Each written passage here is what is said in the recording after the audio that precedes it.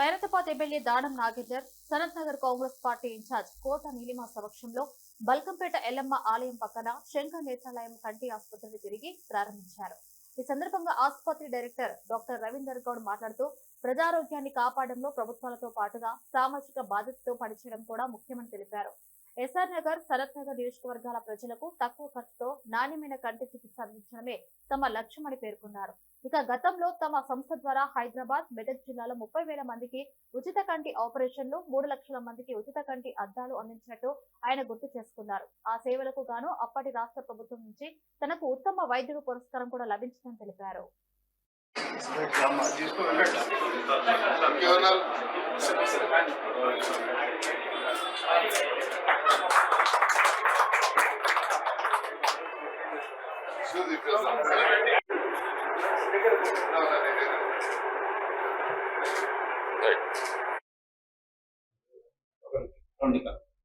Ravinder Goud, director Shankar Netralayam కంటి ఆసుపత్రి, బల్కంపేట. మరి ఈరోజు శంకర్ నేత్రాలయం కంటి ఆసుపత్రి ప్రారంభించబడింది. ముఖ్యంగా ఈ శంకర్ నేత్రాలయం కంటి ఆసుపత్రి ఉద్దేశము సనత్ నగర్ నియోజకవర్గంను అడాప్ట్ చేసి అందులో ఉన్న అంధత్వాన్ని నివారించడం, అవసరమైన వారికి ఉచితంగా కంటి అద్దాలు కానీ కంటి ఆపరేషన్ చేయడానికి కూడా మన శంకర్ నేత్రాలయం కంటి ఆసుపత్రి ఎప్పుడు ముందుంటుంది. ఇంతకు ముందు కూడా మా శంకర్ నేత్రాలయం కంటి ఆసుపత్రి తరఫున హైదరాబాద్లో కానీ మెదక్ జిల్లాలో కానీ 30,000 మందికి ఉచితంగా కంటి ఆపరేషన్ చేయడం జరిగింది.